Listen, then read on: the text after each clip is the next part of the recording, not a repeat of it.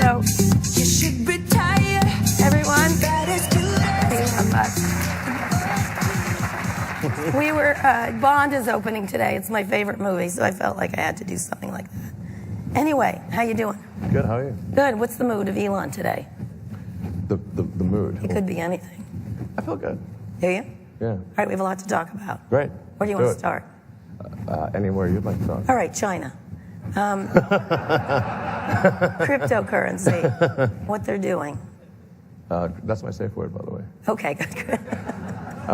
What they're doing. Cryptocurrency. Yeah. Cryptocurrency. Yeah, it'll kill any Good to know for later for us. Go ahead.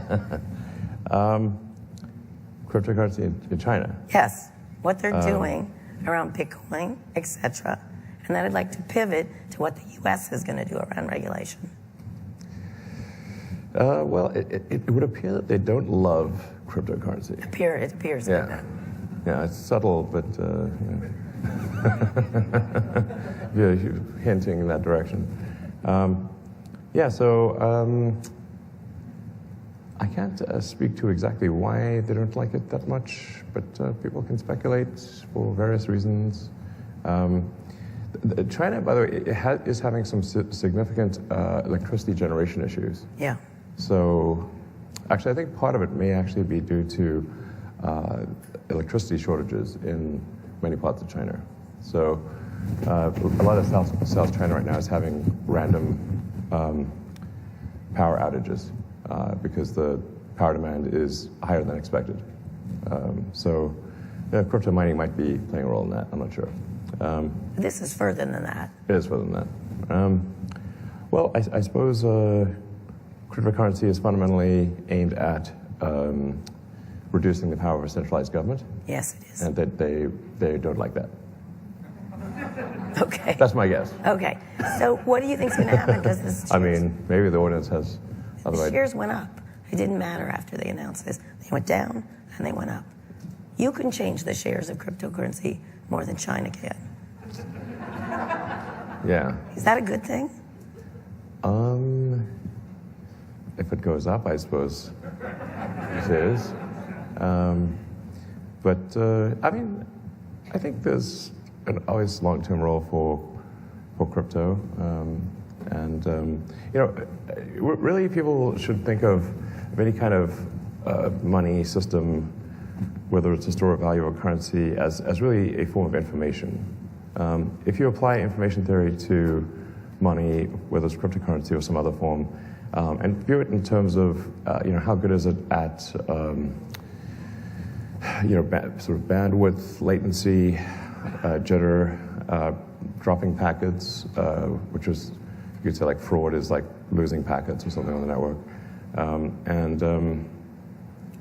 its overall security, then I think a lot of these things just make a lot of sense in that, sure. in that regard. Like any form of money has no power in and of itself except as an exchange of value between people for goods or services, or to translate things in time, like a loan. So is this the right thing for governments to do, to take control of it? Is it possible?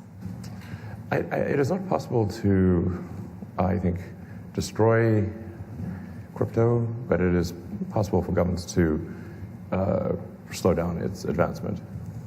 So what should the U.S. government do? We had Gary Gensler on earlier, SEC chairman. He was calling it the Wild West of finance. What should they do, if anything? I would say do nothing. Okay, they're not saying that. Yeah, I mean, I would say just let it fly. Because? Well, what do you think governments can do? I think they can, like you said, I think they can ruin it. I don't think they can just slow it down.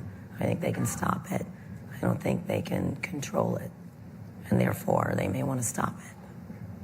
Yeah, I mean, I wouldn't say that I'm some, massive cryptocurrency expert. I think there's some value to cryptocurrency. I don't think it's like the second coming of the Messiah, which some people seem to think.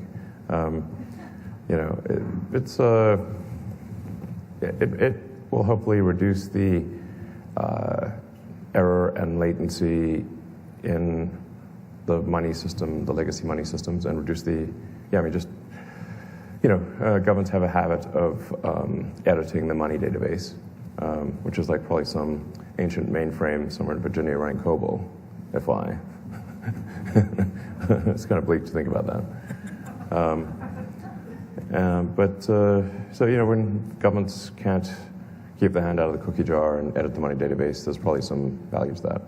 Okay, so what are you're saying you're not an expert, but you spend a lot of time tweeting about it. Now, you tweet about a lot of things. We'll get to that in a minute. But why is that, why, that's true. Why is that of interest to you, crypto? Because you become, I wouldn't say the crypto messiah, but you're close. Crypto messiah. That's going to be a Oh, no. I mostly don't tweet about crypto. This is a minority of small number of tweets. Okay. So,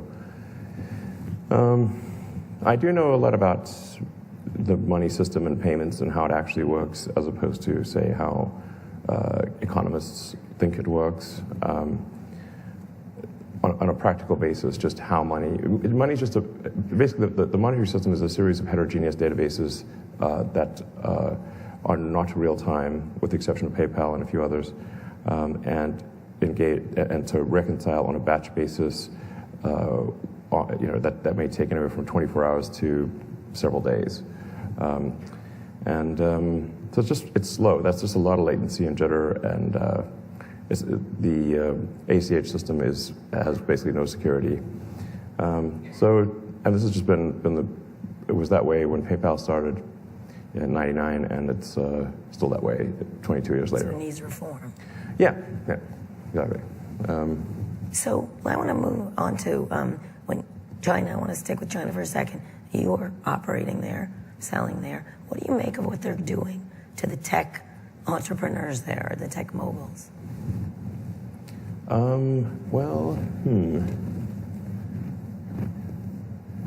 Where is Jack Ma? Where is Jack Ma?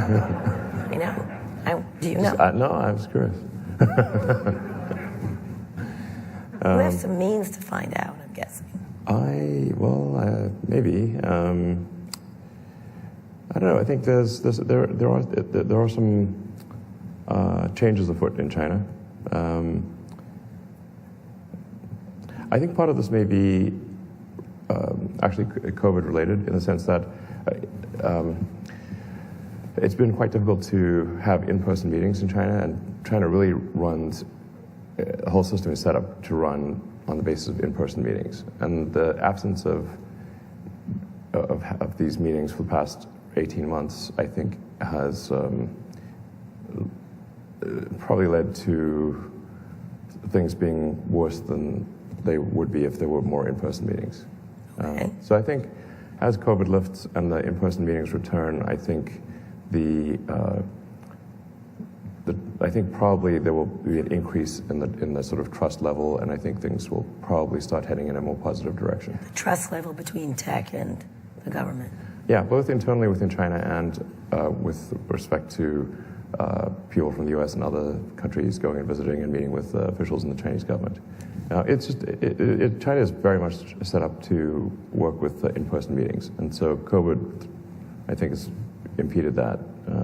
So I think things will improve most likely as the in-person meetings resume. So they did these antitrust actions because they couldn't say hello. I think not all of it can be ascribed to that, but it's some of it can be.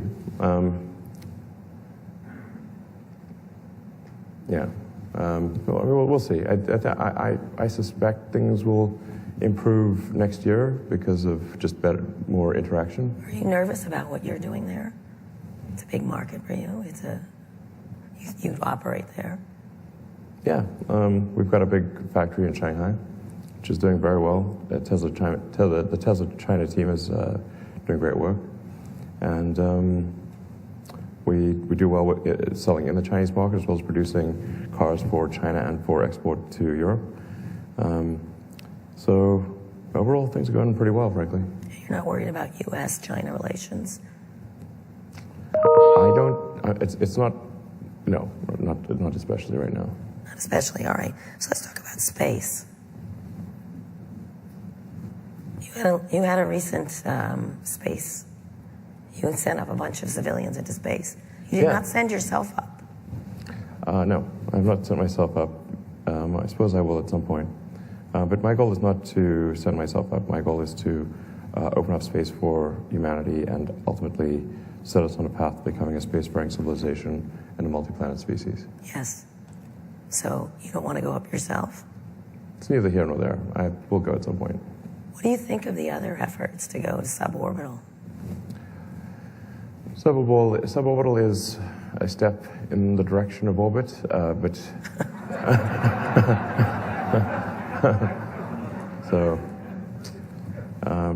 but just to put things into perspective, you need about 100 times more energy to get to orbit versus suborbit.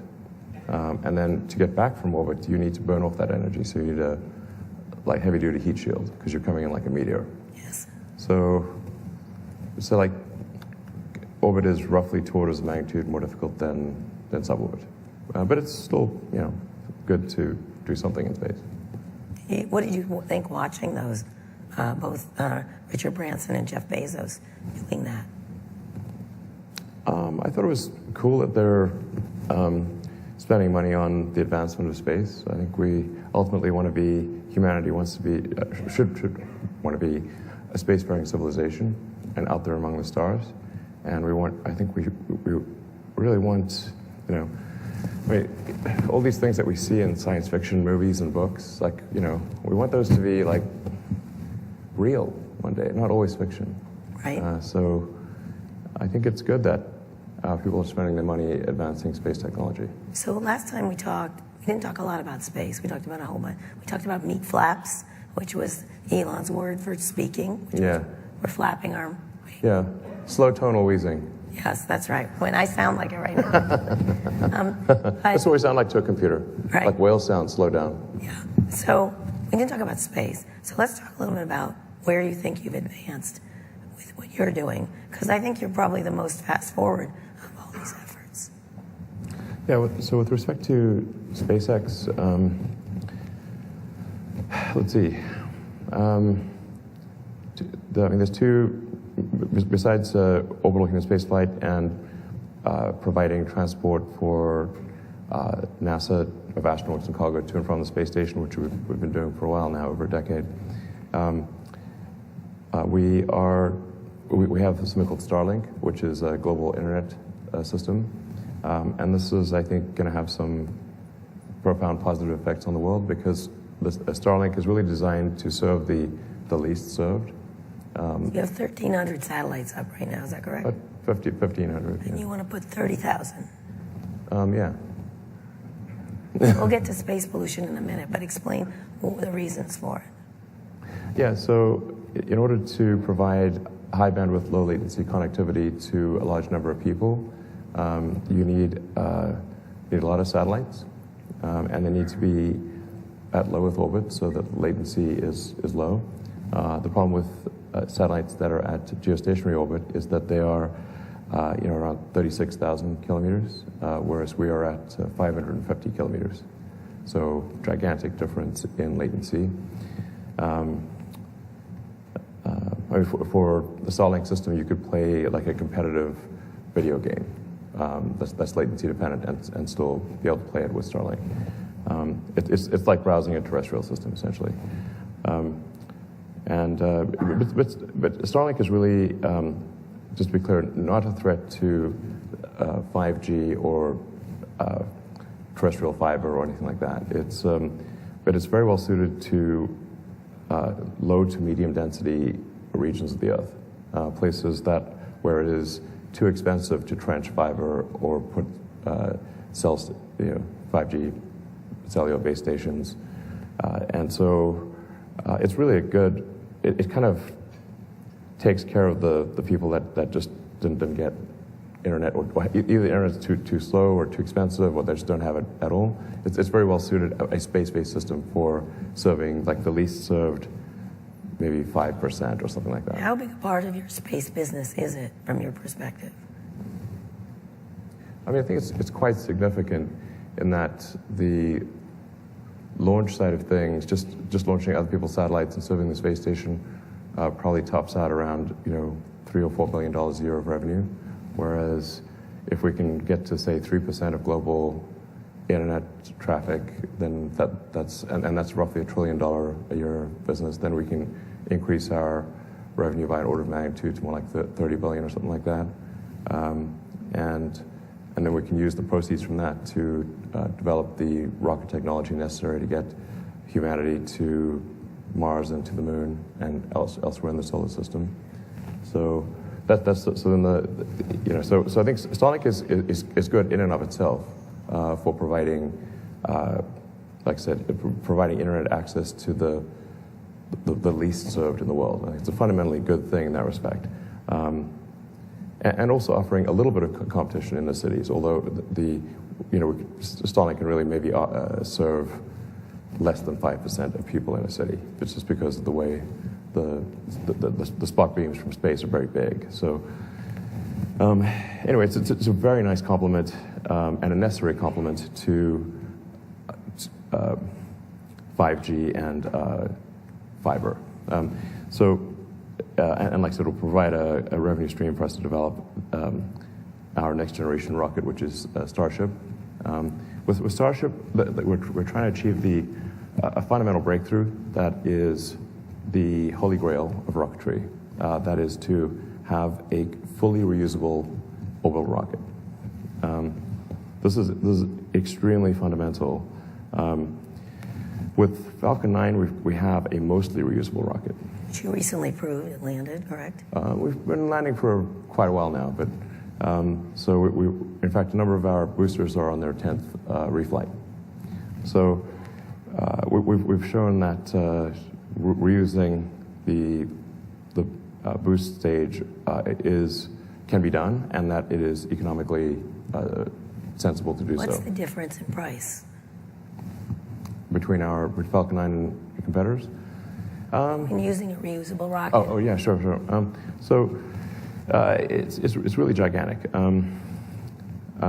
With Falcon 9, we still have to lose the upper stage. And you can think of each stage being like the equivalent of a jet airplane. So the boost stage is like the big jet airplane. Upper stage is the small jet airplane. We still throw away the small jet airplane every time. So Falcon 9 is able to be the most competitive rocket in the world because we recover the boost stage and the fairing. But still, our best case marginal cost of launch, not taking into account overhead allocation, is about $15 million. Per launch? Yeah, for 15 tons to orbit. Which is quite big. Like SpaceX, over the last year or so, has delivered about, I think, roughly 2/3 of all payload to orbit of Earth. And most of the remaining third is China, and then everyone else is kind of in the miscellaneous. So anyway, but we still have it's still $15 million mostly because of What's the cost differential between that and what you're aiming for? Yeah, so basically Falcon 9 is effectively about half to a third the cost of alternatives because of the reuse of the boost stage. With Starship, we should be able to get to the point where it's maybe 1% the cost of an expendable system. So that would just be $1 million, right? Or yeah, the marginal cost of launch we think can be it could be potentially under $1 million. So is anybody close? For over 100 tons to orbit. 100 more than 15. You said 15. Yes, 100 tons likely, and with refinement of the design, probably 150 tons. So essentially, it would be 10 times the payload of Falcon 9 for 15 times lower cost. So when is that happening? 100-fold better. It's really profound. Essentially, with Starship, it is possible to make the economics close for creating a self-sustaining city on Mars and a base on the Moon for those who want to go there. So it's really very, very profound development. And that's what I'm spending most of my time on, is driving the development of Starship. Starship, so you can go to Mars, or you want civilization on Mars? Civilization on Mars. So what's first, the Moonbase or Moonbase first, correct? I mean, the moon is close, so we might as well. Okay. Yeah. You might as well. It's practically right there, you know. Excuse me. So you got a contract with the Defense Department to do a lunar lander.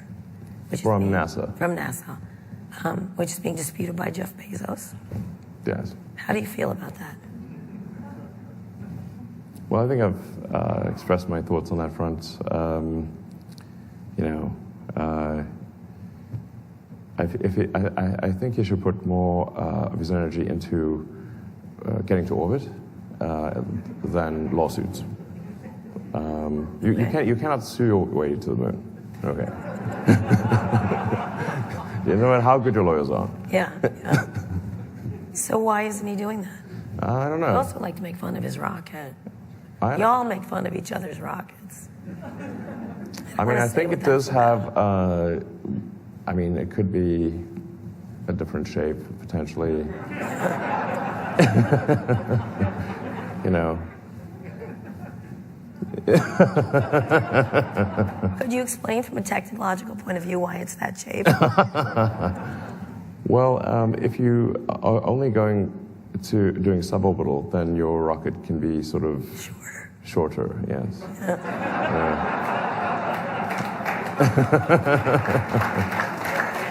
So, have you called him and said, cut the shit, get bigger, what?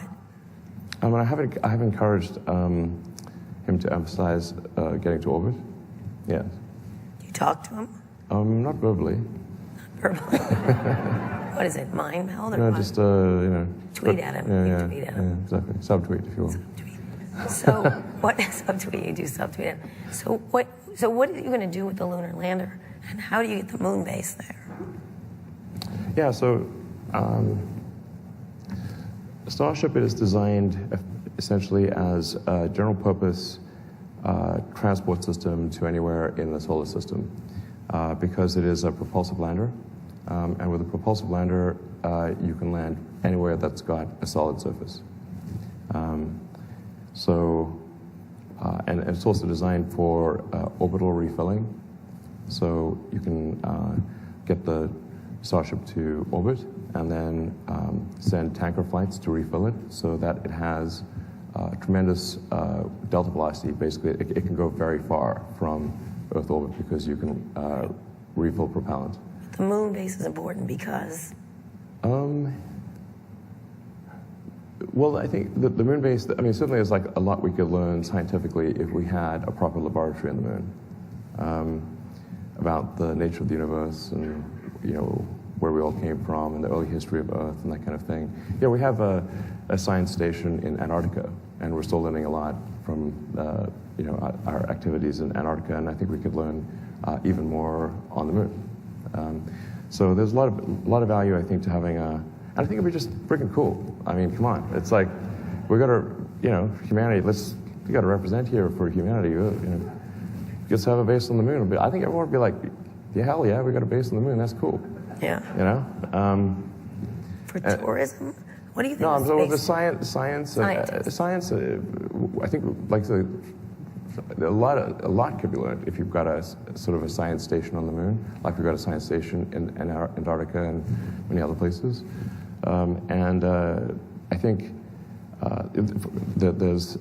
there is value that shouldn't be denigrated for people who want to experience going to orbit or going to the moon.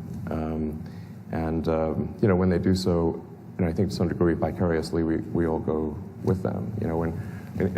When in the Apollo program, when they landed on the moon, it was just a handful of individuals on the moon, but we all went with them vicariously.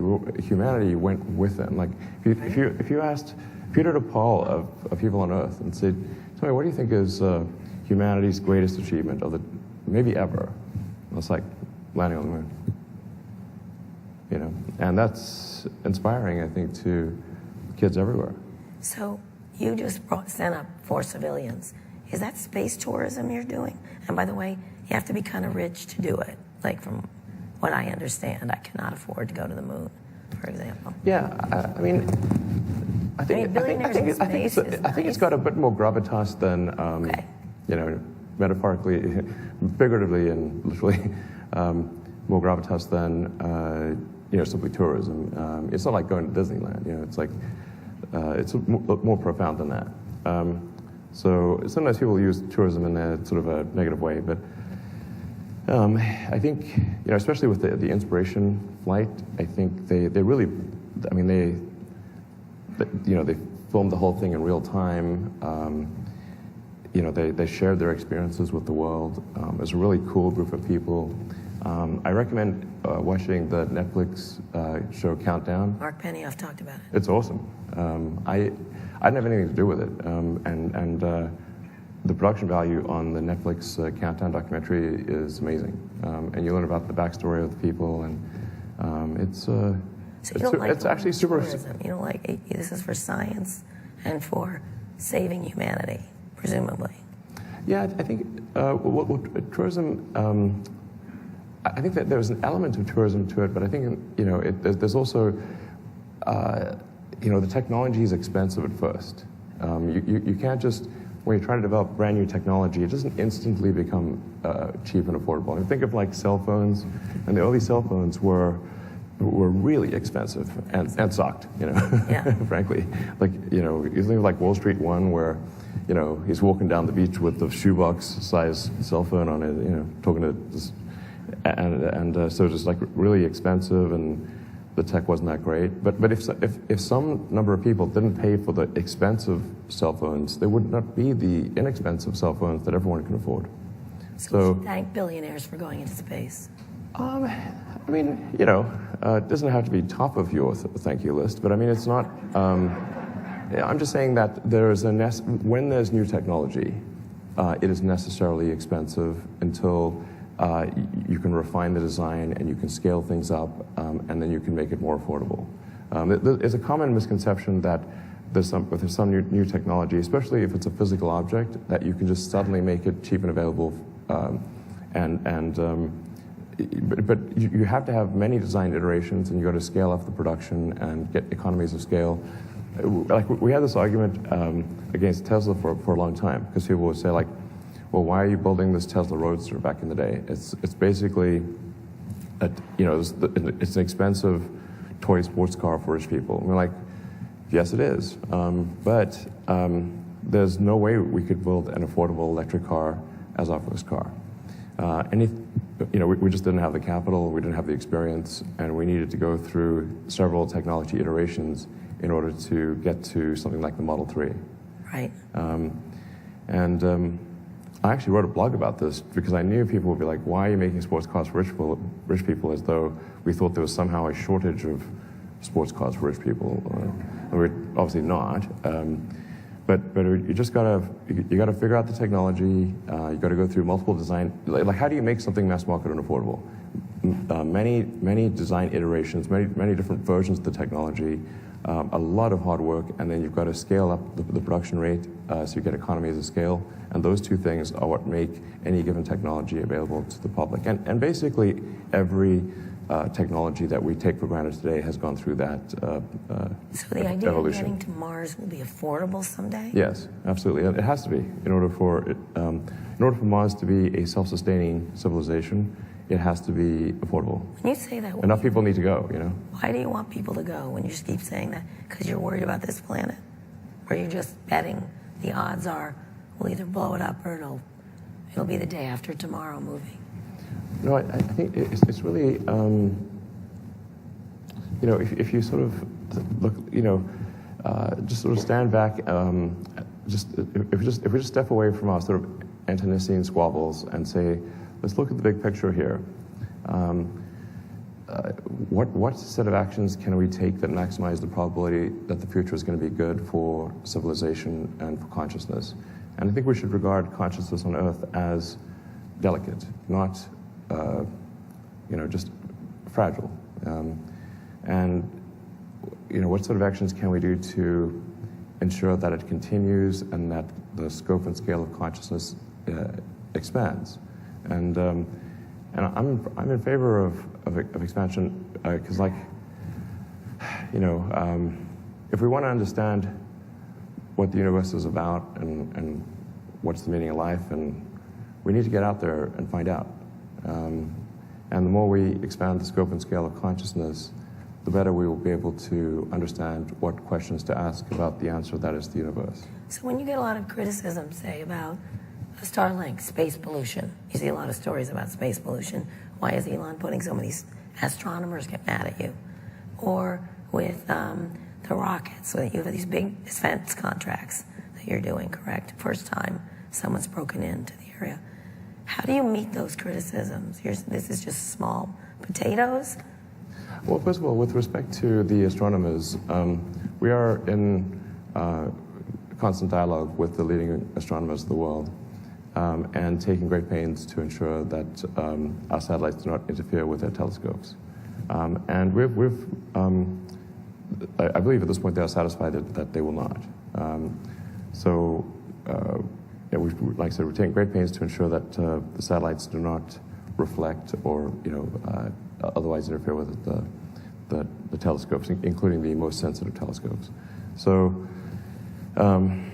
there may be a few sort of amateur astronomers who aren't happy, but the professional ones are satisfied that we're taking reasonable steps to ensure that we are not standing in the way of science, nor would we ever want to.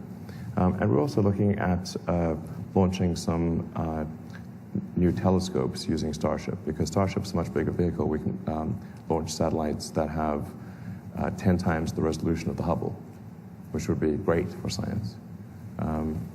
In fact, there's an exciting program working with Sol Perlmutter at Berkeley on a big new space satellite, a space telescope, I should say. And I think we'll do more of those. So I think at the end of the day, Starship and SpaceX are going to do a lot to advance our understanding of astrophysics and astronomy. You still want to, you said to me a couple of times ago we talked, you want to die on Mars. You still want to die on Mars. Well, just not on landing, right? Yes. Yeah. It's not an impact. Right. Yeah. Well, that would be spectacular. Yes, but you wouldn't get to enjoy it much, just a second or so. Talking about maybe. a narrative for the rest of us.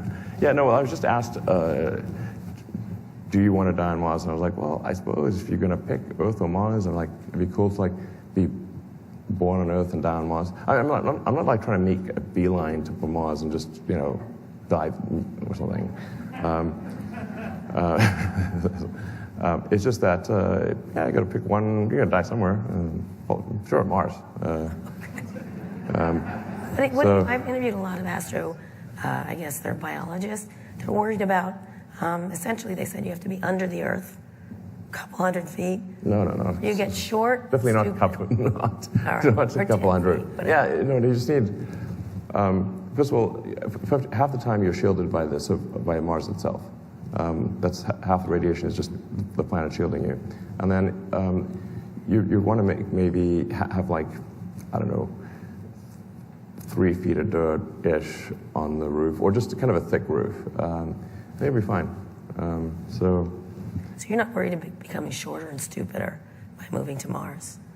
No, I think we might become taller actually on Mars. A little bit taller, yeah, because the gravity is roughly 40% out of Earth. Okay, that would be good for me. When you think about, but I do think there's an important thing if you think of the various great filters. If you feel familiar with the sort of great filter of thought, one of the filters is: do we become a multi-planet species or not? Right. So that is at least one of the great filters, and I think it would be great to pass that. And have be a multi-planet species where the critical threshold is for a Mars city. If the resupply ships from Earth stop coming for any reason, whether that is civilization on Earth, it could be a mundane reason or it could be World War III. But does Mars prosper or die out? And if Mars is missing anything at all, like the civilizational equivalent of vitamin C, then it will eventually die out. So you need to get to the point where a Mars city is self-sustaining, even if the ships from Earth stop coming, then you have passed the great filter, or at least that particular great filter. And I think we should endeavor to pass that great filter as soon as possible. When? You said pretty soon last time we talked. Yeah, I mean, I think we should really try hard to make it happen this century, before the end of the century. You'll be pretty old. I'll probably be dead. Yeah. Yeah. Not on Mars. Well, I mean, I'll, pop over there when I'm old or something. Okay. So one of the things you're doing is a lot of government deals. You're doing this lunar lander. You did the rocket one. You're getting billions from $2.9 billion, is that right? Well, right now we're not getting anything because we're being sued. Right, that's right. I'm sorry. Okay. Yeah. But you're getting a lot of money. Well, hopefully we'll get it. Right, when it's over. Yeah. And he fixes. I mean, most of our launches are commercial, to be clear. Yes, I understand that. But you're doing a lot of government work. Sure. What is that like, working with the government? I mean, is that important to your business? Yeah, I mean, it's an important part of the business. I mean, bear in mind if you're in any industry, like let's say you're a pencil manufacturer, okay, about 40% of your pencils are going to go to the government. Right. The government's about 40% of the economy. If you're a shoe manufacturer, about 40% of your business is going to be with the government. So, it's to be expected that any company is going to have most companies are going to have a percentage of business with the government, state, federal, and local, that is proportionate to the GDP of the government. So one of the criticisms of you is you don't pay enough taxes, if any. Can you address that? Because here you are getting money from the government. You obviously want a functioning government to be able to build all kinds of things and services. How do you look at that trade-off? Well, I mean, there was a bunch of very misleading stuff that was published by ProPublica. And really that was some sort of trickery, and really they did themselves no good service by doing that. So first of all, with respect to the government contracts that SpaceX wins, our aspiration is to do the most for the least. And if you look at all the contracts we've won them because we're the best price. We have a better service at a lower price. They weren't just handed to us. I don't think they were. That's not what I'm saying. The fact you called me and said we finally got in after years of sort of this backslapping, I think it's a great thing. That is a great thing. Absolutely. I mean, for the lunar lander, just taking that as one example, our bid was half the price of the Blue Origin Lockheed bid. Half. So for a vehicle that does basically 10 times more or 8 times more perhaps, our price was half. Okay. And NASA has a mandate to get back to the moon, so we saved taxpayers like $3 billion relative to that contract. So I think that's a good thing. With respect to my personal taxes, I don't actually draw a salary or anything. My cash compensation is basically zero. Which is a good thing, because income is a problem for most people, because they pay taxes on income.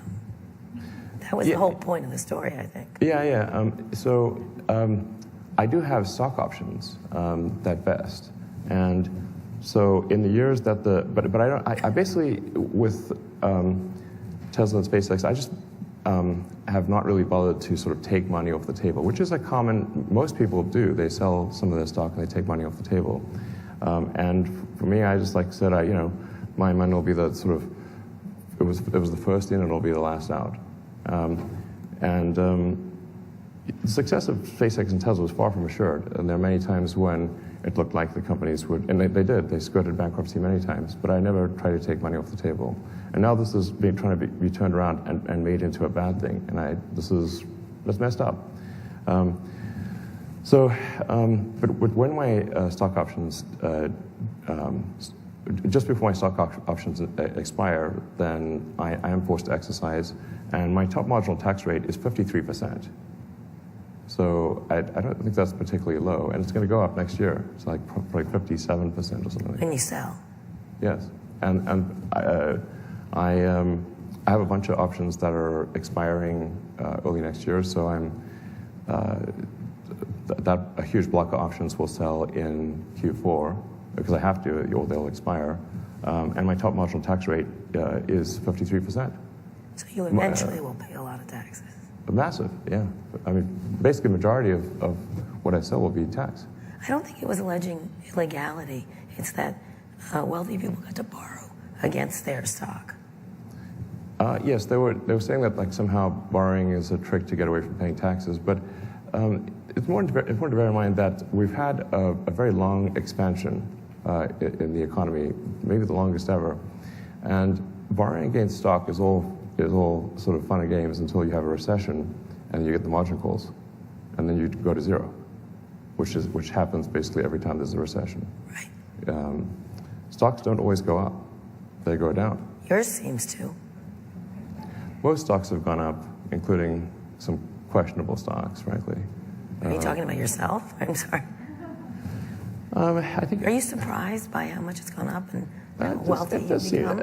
I mean, I have literally gone on record and said I think our stock price is too high, in my opinion. And this did nothing to stop the rise of the stock price. No. So, I don't know, what am I supposed to do? You know, I'm not the one making it go up. But I think it's important to bear in mind, like my actual tax rate is 53%. They try to make it sound like basically it was a big increase in the value of the Tesla stock, and then they added up. They just very selectively poked at the numbers to make it sound like I was paying very low taxes. But in fact, my taxes are very high. They're like over half.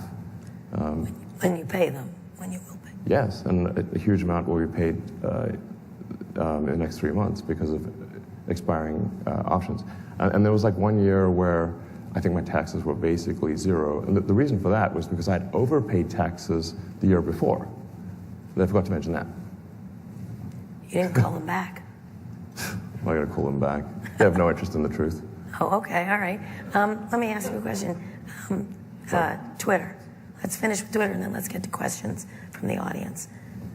What's going on with you and Twitter? I am a Twitter addict. I say the wrong things all the time. What is it? Someone explained it to me, who's very close to you, saying it's your release valve. This is where you feel better. Yeah, I think I said some people use their hair to express themselves. I use Twitter. Do you regret any of it or not? You are kind of prominent. Yeah, I mean, sure. Walk us through when you decide to do a tweet. You go, no, no, no. Well, yes. I think about it for hours. Do you? And I consult with my strategy team. you just literally go, yeah. Yeah. Yeah. Or maybe I'm wasted and I'm gone. Let me shoot myself in the foot. Bam. Now let me shoot myself in the foot. Bam. Yeah. That describes some of my tweets. Yeah. Are you worried about any SEC involvement in your tweets going forward? What does that stand for again? I mean, I know the middle word is Elon's, but I can't remember the other two words. You need to answer me. You need to answer me. Are you worried they're going to say, Elon, stop fucking tweeting? You talking about the Short Seller Enrichment Commission? Yeah. Yeah. Short Seller Enrichment. That's their new name. Is it? Yeah. Can I ask about the particular recent tweet you did about, you did one great tweet about time, saying time is the currency, which I thought was beautiful. Time is the ultimate currency, yes. No matter what resources you have, you can't wind back the clock. It's true. Yeah. No matter how rich you are. Yeah. But then you did the Biden tweet. Can you explain that one? Oh, when, yeah, I mean, so, you know, like Biden held this EV summit. Didn't invite Tesla. Invited GM, Ford, Chrysler, and UAW. An EV summit on the White House. Didn't mention Tesla once, and praised GM and Ford for leading the EV revolution. So you were pissed. Does this sound maybe a little biased or something? And then, you know, just it's not the friendliest administration. Well, yeah. Seems to be controlled by the unions, as far as I can tell. So Are you waiting to get Trump back? No. Who would you like to be president besides yourself? I would not want to be president at all. Sounds like no fun being president. What do you think is going to bring our country together, if at all? Moving to Mars, what? Well, I think if there was some moderate, sort of centrist president, then I think that would help. I think everyone just wants. I think most people want a president who is just a very competent, executive. Not too far left, not too far right, and everyone would be like. I think most people would prefer that. When it comes down to the election, you've got two choices. You're like, maybe you don't love either choice, but you got to pick one. Do you think that'll happen? Do I think there will be what? Centrist. I hope so. Yeah, I hope so. Are you That'd be worried nice. about democracy? I'm not super worried about democracy. Are you worried about democracy? A smidge. What concerns you? A lot of the dialogue is getting a little. I study propaganda. Oh yeah. It's worrisome. The fact that it can't happen here, it certainly can. I'm a Philip Roth kind of person. So. Yeah. But we're both having a lot of children, so we must believe in the future. Yes, children. We have 10 children between us, correct? I believe yes. You're slightly ahead, but you've got a rocket. Anyway. I do think there is. I think a lot of people think that there's too many people on the planet, but I think there's, in fact, too few, and that the possibly the single greatest risk to human civilization is the rapidly diminishing birth rate. And the facts are out there for anyone to look at. But a lot of people are still stuck with, Paul Ehrlich's book, Population Bomb. And it's like, that was a long time ago. That is not the case today. And there was a massive notch in demographics last year because the birth rate plummeted, and also this year. So more children. So, I mean, if no babies, no humanity. You got to come from somewhere. Okay, we're going to end on that. We're going to get questions from audience because there's a lot of great questions. Hey, Alana. I'm Ronan Levy from Field Trip. We spent a lot of time talking about outer space. Want to ask you about inner space, and the question specifically is, do you spend time thinking about humanity's somewhat destructive tendencies before sending people to Mars? And specifically, you've talked about the subject of DMT, and curious to know what role you think psychedelics may have in addressing some of the more destructive tendencies of humanity. We're going to talk about this tomorrow. Okay. Well, I think generally people should be open to psychedelics. Yeah. So, yeah, clearly it's a. I mean, yeah. A lot of people making laws are kind of from a different era. So I think as the new generation gets into political power, I think we will see greater receptivity to the benefits of psychedelics. Does humanity's tendencies right now concern you, like about before we go to Mars? I mean, humanity's tendencies, we are at a very peaceful moment in history. So, you've got to separate the sort of news headlines from the reality. I think, like Steven Pinker at Harvard has really pointed this out. Like, we're actually at the lowest violence per capita in human history. It may not seem like that, but objectively, those are the statistics. That's not to say there's no violence or there aren't things to be improved, but it's, it's actually quite good.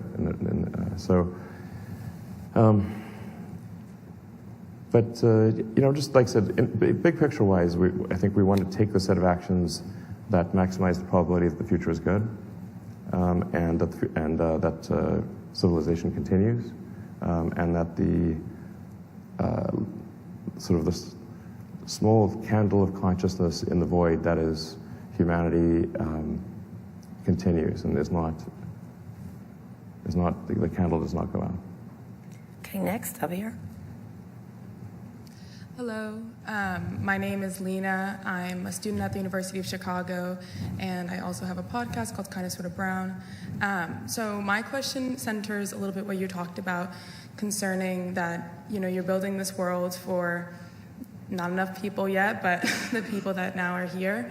But concerning young people, how do you actually build infrastructure to make sure that you're not just building resources for people to be in Mars, but actually putting them in positions of power politically, or educating people who don't have access to learn about space, technology, etc.? How do you actually teach young people and bring them? And do you feel like that's your role, or is it your role to just build the spaceship to Mars?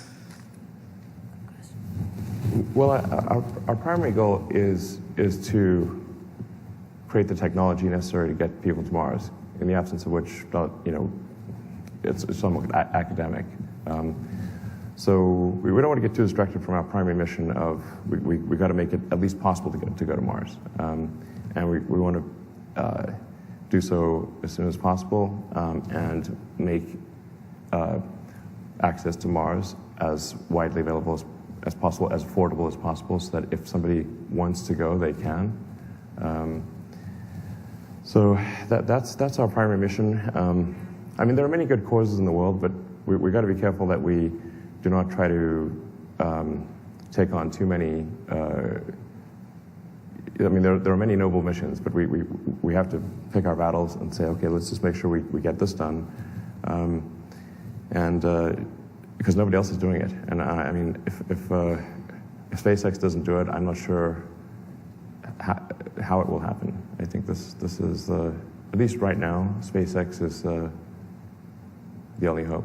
So we've got to get this done, and it's far from done. I mean, we've got a long way to go. Yeah.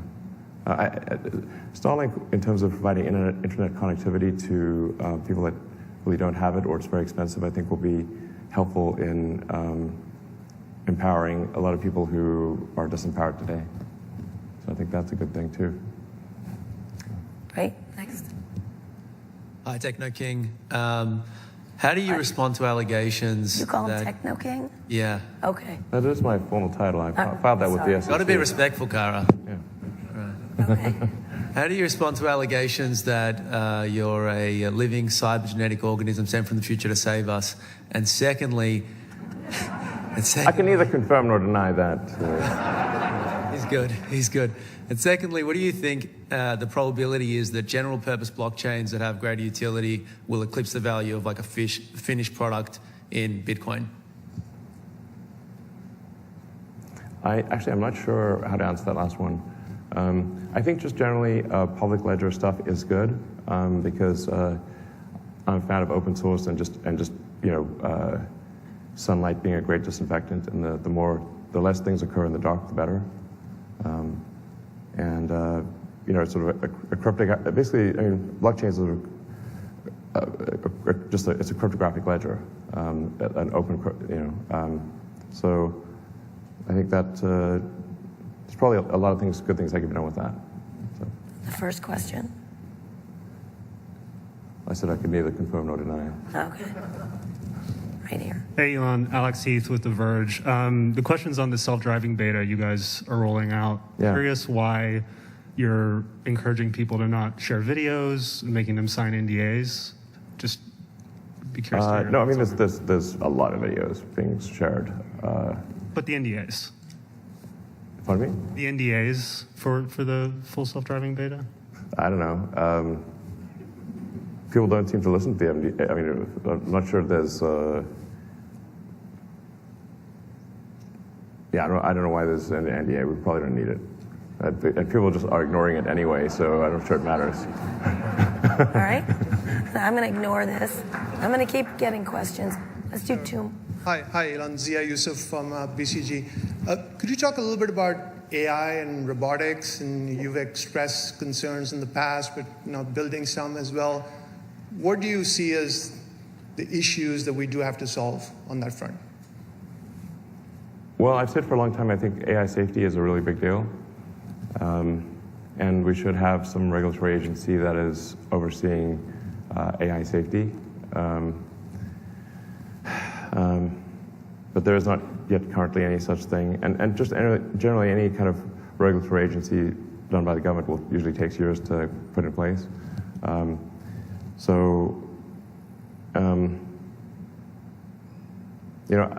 After the population collapse issue, I think AI safety is probably the second biggest threat to the future of civilization.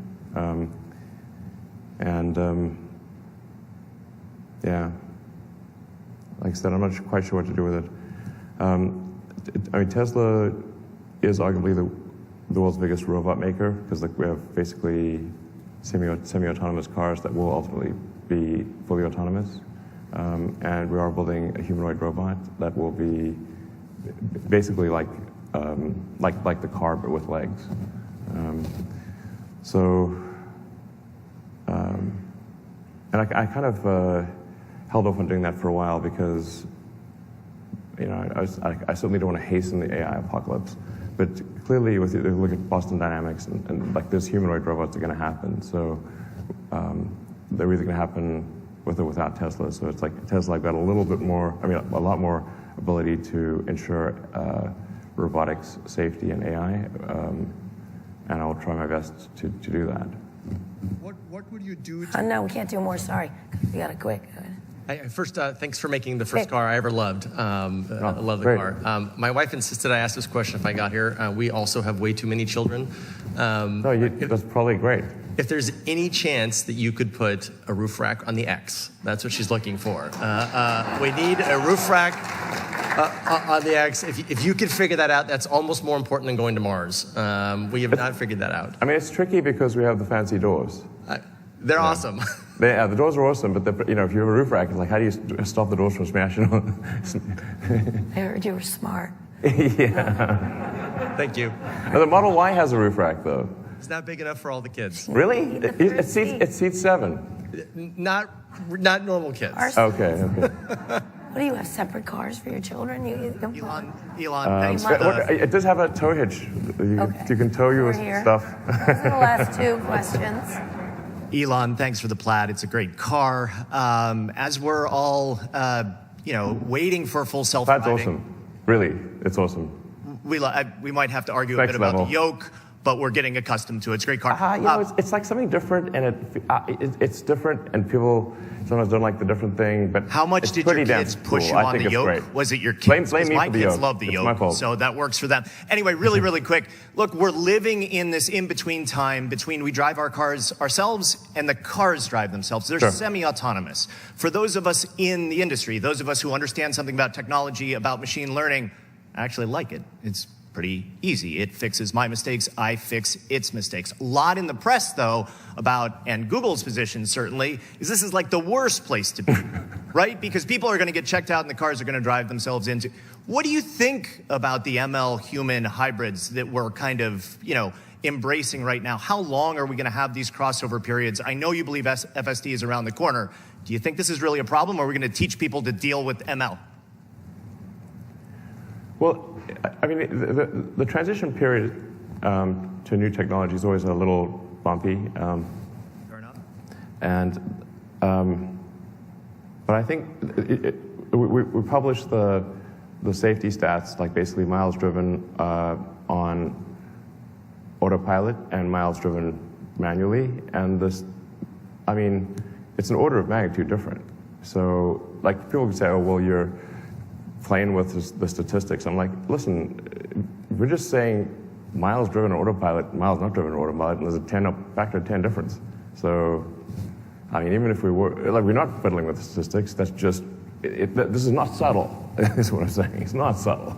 The truth is that people are actually not great at driving these 2-ton death machines, and people get tired, and they get drunk, and they get distracted, and they text, and they do all sorts of things they shouldn't do. And then the cars, they crash, basically. When we were embarking on the autonomy front, someone told me a thing that's quite true, which is even if you, for argument's sake, reduce fatalities by 90% with autonomy, the 10% that do die with autonomy are still going to sue you. Right. The 90% that are living don't even know that that's the reason they're alive. Nonetheless, I've had many conversations with the Tesla Autopilot Full Self-Driving team, who are just an outstanding group of people, and saying, like, listen, guys, it is better to pursue, like, the reality of doing the right thing matters more than the perception of doing the right thing. And as long as we are confident that we're doing the right thing, even if we are criticized and sued and all that, we should nonetheless do the right thing and not care about simply the perception of the right thing. Okay, last question, sorry. Rick Cutter to Cloud for Utilities. Thank you so much for the hard work you've done with Tesla driving the EV market. As we move towards more green energy, utilities are getting rid of their fossil plants, coal plants, investing in renewables. There's a difference in the economic output they can deliver. Are you concerned at all as the growth of EVs continue? Do you think we could have a supply chain problem with energy down the road? Yeah, I think that's a very good question. The full answer is lengthy. I'll try to give this the short version. The electricity demand, roughly, if we shift all transport to electric, then electricity demand approximately doubles, maybe a little more than doubles. And this is going to create a lot of challenges with the grid, especially for distribution to neighborhoods. And this is why Tesla has the product, the solar roof and solar retrofit, is because even if you increase sustainable power generation at the utility level, you're still going to have a distribution problem where you need new high power lines, new medium power lines. You need to dramatically increase the size of the substations, which means you're going to have to start knocking down houses to increase the substation size. This is really unworkable unless you have significant local power generation at houses. And this is why I think it's actually very important that a necessary part of the solution is local power generation on rooms, on the houses of homes. Very important. And then, of course, we need large sustainable power generation developments, primarily wind and solar, but it needs to be paired with battery packs for steady state so it can provide continuous power.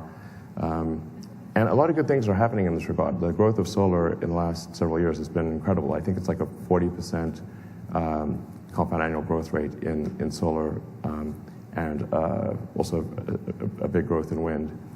I'm also kind of a pro-nuclear, pro-nuclear. You know, I'm sort of surprised by a lot of the public sentiment against nuclear. You know, I'm not saying we should go build a whole bunch of new nuclear plants, but I don't think we should shut down ones that are operating safely. But they did this in Germany, for example, and I think that was, and then had to create a whole bunch of coal power plants. I don't think that was the right decision, frankly. So, yeah. Anyway, so we're one way or another, though, we're going to have a lot more electricity generation, and this is primarily going to come down to solar and wind paired with batteries. Which will be our next conversation. Okay. Sounds Tesla, boring, solar. Sounds good. Okay. Great. Can I ask you one more question? One time we talked a couple years ago, Code.